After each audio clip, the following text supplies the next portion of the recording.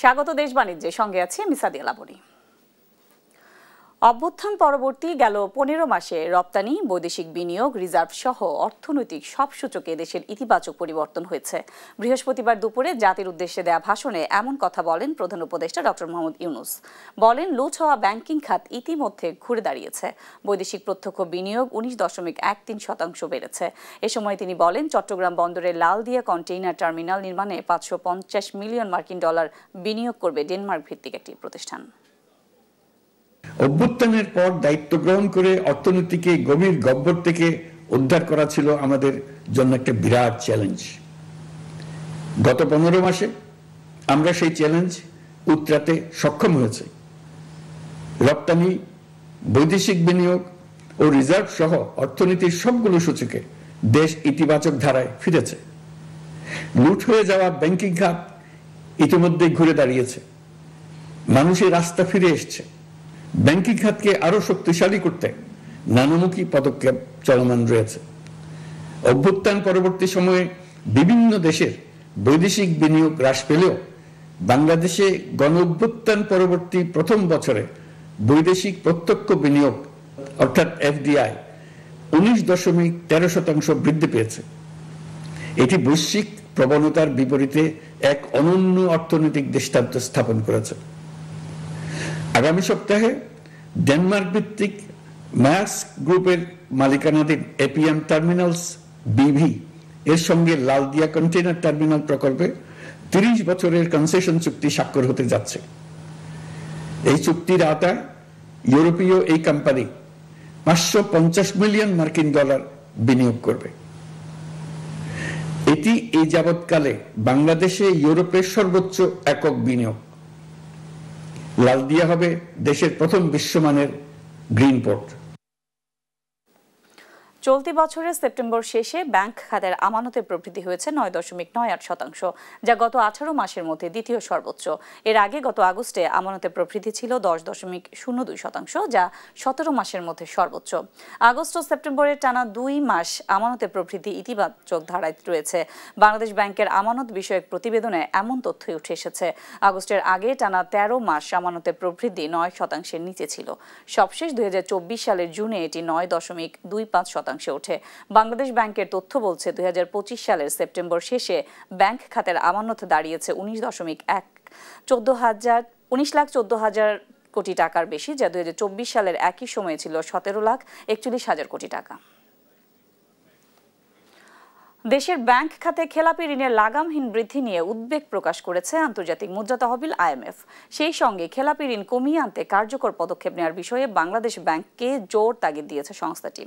এরই ধারাবাহিকতায় গতকাল দেশের 47টি বাণিজ্যিক ব্যাংকের সঙ্গে বৈঠক করেছে কেন্দ্রীয় ব্যাংক, যেখানে প্রতিটি ব্যাংকের খেলাপি ঋণ পরিস্থিতি, পুনর্তফসিল ও অবলোপন পরিকল্পনা এবং ঋণ আদায়ের অগ্রগতি জানতে চাওয়া হয়েছে। এছাড়া চলতি বছরের ডিসেম্বরের মধ্যে খেলাপি ঋণ কমাতে প্রয়োজনীয় ব্যবস্থা নিতে ব্যাংকগুলোকে নির্দেশ দেওয়া হয়েছে। কেন্দ্রীয় ব্যাংকের ডেপুটি গভর্নর কবির আহমেদের সভাপতিত্বে বৈঠকে রাষ্ট্রায়ত্ত, বিশেষায়িত, বেসরকারি খাতের 47টি ব্যাংকের ব্যবস্থাপনা পরিচালক সহ শীর্ষ পর্যায়ের কর্মকর্তারা অংশ নেন। তবে মার্জার প্রক্রিয়ায় থাকা 5 ব্যাংক এই বৈঠকে রাখা হয়নি। এছাড়া বিদেশি খাতের ব্যাংকগুলোর খেলাপি ঋণ কম হয় তাদেরও ডাকা হয়নি। এবারে দেশ বাণিজ্যের বিশ্লেষণ।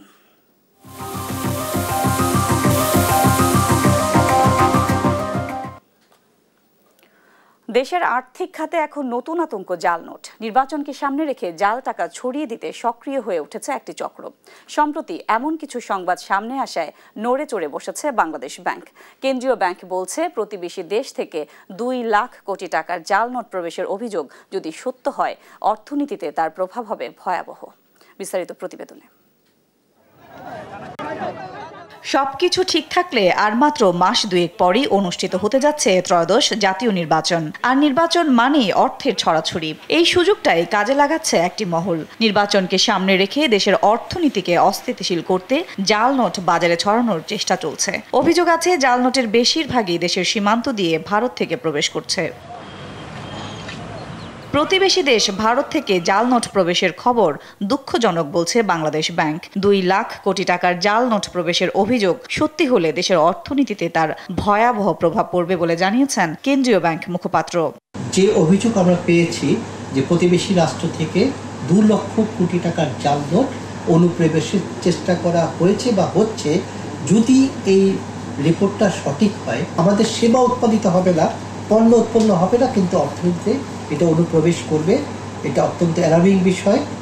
আমরা কোনোভাবেই বিশ্বাস করতে চাই না যে আমাদের প্রতিবেশী একটি বন্ধু রাষ্ট্রের তাদের রাষ্ট্রীয় ছাপাখানায় এই জাল নোট ছাপানো হয়েছে।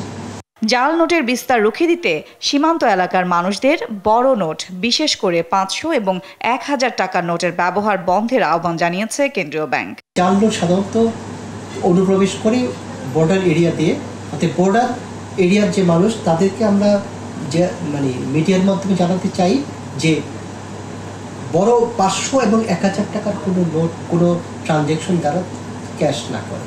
এদিকে দেশের অর্থনীতিকে বাঁচাতে জাল নোটের অনুপ্রবেশ ঠেকানো জরুরি বলছেন অর্থনীতিবিদরা। এ বিষয়ে বাংলাদেশ ব্যাংক, গোয়েন্দা সংস্থা সহ আইন শৃঙ্খলা বাহিনীকে আরো বেশি সক্রিয় হওয়ার পরামর্শ তাদের। গোয়েন্দা সংস্থাদের তৎপরতা বৃদ্ধিটাই হলো এটাকে প্রিভেন্ট করার উপায়। আর একটা হলো যে টাকা ব্যবহারকারীদের এই জাল টাকা ধরার জন্য যে ট্রিকগুলি আছে, যে কিভাবে আপনি বুঝবেন টাকাটা আসলে জেনুইন কিনা বা জাল কিনা, সেই সম্পর্কে ভেন্ডারদের, সাধারণ মানুষদের সচেতন করা। অতিরিক্ত একটা অর্থ ঢুকছে আপনার অর্থনীতিতে, যে এটা আপনার মানি সাপ্লাই এর ক্ষেত্রে ট্রাবল দিবে আপনাকে। হ্যাঁ, এবং আমরা মূল্যস্ফীতি কমাতে চাইছি, মানে আমার মুদ্রা নিয়ন্ত্রণ করতে যাচ্ছি, সেই জায়গাটা এক ধরনের অসুবিধা তৈরি করবে। নগদ লেনদেনে জনসাধারণকে অধিকতর সতর্কতার পরামর্শ দিয়েছে কেন্দ্রীয় ব্যাংক। নোট গ্রহণের সময় নোটের নিরাপত্তা বৈশিষ্ট্য বিশেষভাবে যাচাই করার পরামর্শ নিয়ন্ত্রক সংস্থাটির। সাদিয়া লাবনী, দেশ টিভি, ঢাকা। নির্বাচনের আগে রাজনৈতিক অস্থিরতা অর্থনীতিতে নতুন সংকট তৈরি করতে পারে। জ্বালাও পোড়াও কিংবা লকডাউনের মতো ঘটনা সরকার যদি নিয়ন্ত্রণে না আনে, তবে এর সরাসরি প্রভাব পড়বে রপ্তানি খাতে। বিশেষ করে পণ্য পরিবহন, উৎপাদন প্রক্রিয়া সক্রিয় রাখতে এ খাতে বাড়তি নজর দেওয়ার কথা বলছেন সংশ্লিষ্টরা। অন্যথায় নিত্যপণ্যের মূল্য বেড়ে যাওয়ার কথা বলছেন তারা। বিস্তারিত মাকদুরা মিতির রিপোর্টে। নির্বাচনকে ঘিরে অস্থির হয়ে উঠেছে দেশের রাজনৈতিক অঙ্গন। ককটেল বিস্ফোরণ, জ্বালাও পোড়াওয়ের মতো ঘটনা অস্বস্তি তৈরি করেছে অর্থনীতিতে। এমন অবস্থা নিয়ন্ত্রণে না এলে বিনিয়োগে খরাসহ অর্থনীতির বিভিন্ন সূচকে দেখা দিতে পারে নিম্নমুখী প্রবণতা। ফলে প্রশ্ন উঠেছে, আন্দোলনের নামে অস্থিতিশীল পরিস্থিতি নিয়ন্ত্রণে সরকার কতটা কঠোর হবে। ব্যবসার ক্ষেত্রে বাধা হয়ে দাঁড়াতে পারে, যার সরাসরি প্রভাব পড়তে পারে সাধারণ মানুষের জীবনেও। রাজনৈতিক অস্থিতিশীলতার কারণে যদি বন্দরের কর্মকাণ্ড আপনার ঠিক থাকে, তাহলে কিন্তু রপ্তানিতে এটা প্রভাব পড়ে না। কিন্তু যখনই আপনি ধরুন যে পরিবহন ব্যবস্থাপনায় আপনার ব্যাপক রকমের বাধাগ্রস্ত হচ্ছে, তখন কিন্তু রপ্তানির শিডিউল সেটা ঠিক রাখা সম্ভব হয় না। ফলে অর্থনীতিতে এই ধরনের কর্মকাণ্ড নেতিবাচক প্রভাব পড়বেই। নির্বাচনকে ঘিরে ব্যবসার রাজনৈতিক অস্থিরতার প্রভাব নিয়ে আলোচনায় বিকেএমইর নির্বাহী সভাপতি শামীম এহসান বলেন, রাজনৈতিক অস্থিরতার কারণে বিদেশি ক্রেতাদের মধ্যে এক ধরনের শঙ্কার সৃষ্টি হয়, যা আন্তর্জাতিক পর্যায়ে ক্রেতাদের ওই দেশে ব্যবসা করতে অনাগ্রহী করে তোলে। এছাড়াও রাজনৈতিক অস্থিরতা শ্রমিকদের কর্মহীন হয়ে যাওয়ার সম্ভাবনা তৈরি করে বলেও জানান তিনি। আন্দোলনের জন্য যেটা হয়, প্রধানত সে বায়াররা ওই দেশে যেতে চায় না। তো যখন ওই দেশে যেতে চায় না, তখন স্বাভাবিকভাবে ওই দেশে অর্ডারের পরিমাণ কিছুটা হলেও কমতে পারে। যেটা বড় সমস্যা আমাদের শ্রমিকদের হয়, সেটা হলো যে অনেক সময় এই কারণে অনেকে কর্মহীন হয়ে পড়ে। তো সেটি একটি বড় ব্যাপার, সাপ্লাই চেনে অনেকে কাজ হারায়। ব্যবসায়িক খাতে এগিয়ে নিতে ও সচল অর্থনীতির জন্য সুষ্ঠু নির্বাচনের বিকল্প নেই বলেও মনে করছেন ব্যবসায়ীরা। মাকদুরা মিতি, দেশ টিভি, ঢাকা। নির্বাচনকে কেন্দ্র করে প্রতিবেশী দেশ থেকে 2 লাখ কোটি টাকার জাল নোট প্রবেশের অভিযোগ উঠেছে। এছাড়া বাড়তি নগদ অর্থের প্রচলন বাড়ায় সম্ভাবনা তৈরি হয়েছে মূল্যস্ফীতির। অন্যদিকে রাজনৈতিক কর্মসূচির আড়ালে নানা সহিংসতার ঘটনা ঘটছে দেশের বিভিন্ন জায়গায়। ফলে এমন পরিস্থিতিতে দেশের ব্যবসা বাণিজ্যিক পরিস্থিতি কোন দিকে যাচ্ছে এবং উত্তরণের জন্য করণীয় জানতে আমরা যুক্ত করে নিচ্ছি Bangladesh recondition vehicles importers and dealers association বারভিডার প্রেসিডেন্ট আব্দুল হককে। আপনাকে স্বাগত দেশ বাণিজ্যে। যে আমরা যেমনটা দেখছি রাজনৈতিক কর্মসূচির আড়ালে দেশব্যাপী নানা ধরনের সহিংসতা চলছে, জনমনেও আসলে আতঙ্ক বিরাজ করছে। নির্বাচনের আগে এমন পরিস্থিতি ব্যবসা বাণিজ্যে আসলে কতটা প্রভাব পড়বে বলে আপনি মনে করছেন? আপনাকে ধন্যবাদ। আপনার অনুষ্ঠানের মাধ্যমে শুধু দর্শকদেরকে আমি সালাম ও আদাব জানাচ্ছি। আসলে দেখেন, এটা তো একটা মারাত্মক খবর, যেটা কেন্দ্রীয় ব্যাংকের মাধ্যমে যে খবরটা পেলাম, জানলাম আপনাদের কাছ থেকে, সেটা যদি ভারত থেকে হয়ে থাকে তাহলে এটা বাংলাদেশের বিরুদ্ধে আমি বলবো একটা অঘোষিত যুদ্ধের মতো। কারণ একটা দেশের অর্থনীতিকে ধ্বংস করার চাইতে বড় ক্ষতি আর কিছুই করা যায় না, যেটা সম্মুখ যুদ্ধের চেয়েও কিন্তু মারাত্মক আমি মনে করি। অতএব এখানে পুরো দেশবাসীকে এই ব্যাপারে সজাগ হতে হবে এবং রুখে দাঁড়াতে হবে। সমস্ত দেশপ্রেমিক রাজনৈতিক দল যারা গণতন্ত্রে বিশ্বাস করে, দেশের স্বাধীন অর্থনীতি বিশ্বাস করে, তাদেরকে কিন্তু চুপ করে বসে থেকে মজা দেখার মতো বিষয় নয় এটা। আপনি ইকোনমি না থাকে তাহলে আপনি কি করে চলবেন? অতএব এটাই যদি হয়ে থাকে, আমি মনে করি দেশের সেনাবাহিনী, পুলিশ, যত নিরাপত্তা বাহিনী আছে, সবার কিন্তু একদমই টোটালি একটা অঘোষিত যুদ্ধে নেমে পড়া উচিত, যেটা হবে দেশের বিরুদ্ধে। যেখানে একটা নির্বাচন হতে যাচ্ছে, যে নির্বাচনের জন্য বিগত 15-20 বছর যাবত মানুষ নির্বাচনে অংশগ্রহণ করতে পারে না। আসলে এই ধরনের কর্মকাণ্ড আসলে ব্যবসা বাণিজ্যের উপরে কি প্রভাব ফেলছে? ব্যবসা বাণিজ্য টোটালি ধ্বংস হয়ে যাবে। কারণ আপনি যদি টাকা এরকম নকল টাকা আসে, তাহলে তো আসল টাকা দিয়ে আপনি কোনো কাজ করতে পারবেন না, এবং সেখানে টোটালি একটা যাকে বলে অস্থিতিশীল অবস্থা তৈরি করবে।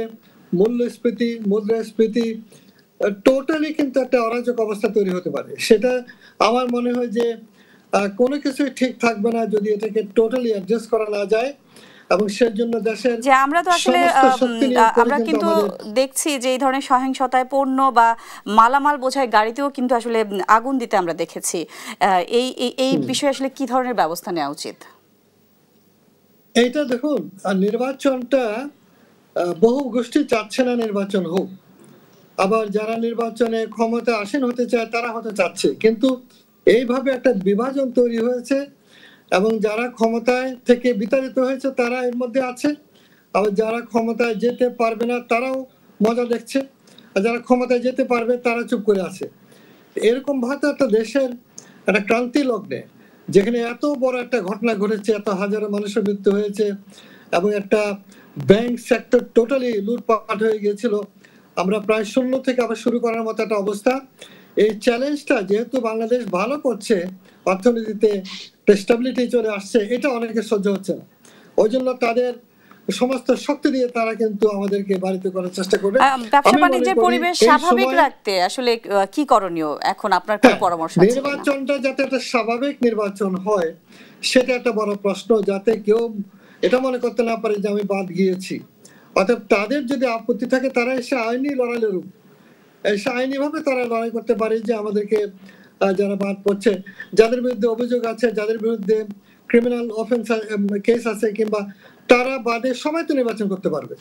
সেরকম একটা পরিবেশ তৈরি করা হলো সরকারের দায়িত্ব এবং সমস্ত রাজনৈতিক দলগুলোর দায়িত্ব। এবং বিদেশিরা, পার্শ্ববর্তী বিশাল ভারত যদি আমরা এইসব ব্যাপারে আমাদের মৌলিক জায়গায় অর্থনীতিকে ধ্বংস করতে চায়, সেটা তো আমি মনে করি যে সকল দল মতের মানুষেরই উচিত হলে সে ব্যাপারে রুখে দাঁড়ানো এবং আমাদের সর্বশক্তি দিয়ে আমাদের প্রতিহত করা উচিত। যে এবং দেশের অর্থনীতির স্থিতিশীলতা আসবে রাজনৈতিক স্থিতিশীল হলেই। আপনাকে অসংখ্য ধন্যবাদ আমাদের সাথে যুক্ত হবার জন্য। এখন জানিয়ে দিচ্ছি পুঁজিবাজারের আজকের দিন শেষে লেনদেন পরিস্থিতি। ঢাকা স্টক এক্সচেঞ্জে আজ দিন শেষে ডিএসইএক্স সূচক 122 পয়েন্ট কমে দাঁড়িয়েছে 4702 পয়েন্টে। এছাড়া আমরা যতটুকু দেখছি ঢাকা স্টক এক্সচেঞ্জে আজ লেনদেন হওয়া প্রতিষ্ঠানগুলোর মধ্যে দাম বেড়েছে মাত্র 15টির, কমেছে 352টির এবং অপরিবর্তিত রয়েছে 17টির দাম। এছাড়া গত কার্যদিবসের তুলনায় লেনদেন কিছুটা বেড়েছে, 93 কোটি টাকা বেড়ে 383 কোটি 34 লাখ টাকা লেনদেন হয়েছে ঢাকা স্টক এক্সচেঞ্জে। এছাড়া লেনদেন হওয়া প্রতিষ্ঠানগুলোর মধ্যে টপ গেইনারের তালিকায় আজ প্রথম অবস্থানে ছিল আল আরফ ইসলামী ব্যাংক পিএলসি, দ্বিতীয় অবস্থানে ফিনিক্স ফাইন্যান্স প্রথম মিউচুয়াল ফান্ড এবং তৃতীয় অবস্থানে ছিল শাহজি বাজার পাওয়ার কোম্পানি লিমিটেড।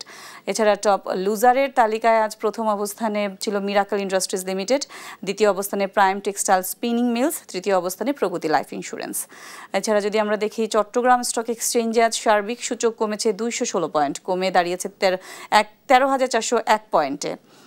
এছাড়া লেনদেন হওয়া প্রতিষ্ঠানগুলোর মধ্যে বেশিরভাগেরই দাম কমেছে, বেড়েছে মাত্র 20টির, কমেছে 136টির এবং অপরিবর্তিত রয়েছে 4টির দর। লেনদেন হয়েছে 7,22,00,000 টাকা। টাকার সঙ্গে আজ প্রধান আন্তর্জাতিক মুদ্রার বিনিময় হারে আমরা দেখতে পাচ্ছি ইউএস ডলার কিনতে খরচ হচ্ছে 122 টাকা 80 পয়সা, বিক্রি হচ্ছে 121 টাকা 80 পয়সায়। পাউন্ড কিনতে খরচ হচ্ছে 165 টাকা 45 পয়সা এবং বিক্রি হচ্ছে 158 টাকা 38 পয়সায়। ইউরোর ক্রয় মূল্য 146 টাকা 32 পয়সা, বিক্রি হচ্ছে 140 টাকা 52 পয়সায়। এছাড়া জাপানি ইয়েন কিনতে খরচ হচ্ছে 81 পয়সা, বিক্রি হচ্ছে 75 পয়সায়। সৌদি রিয়েল এর ক্রয় মূল্য 33 টাকা 13 পয়সা এবং বিক্রি হচ্ছে 32 টাকা 37 পয়সায়।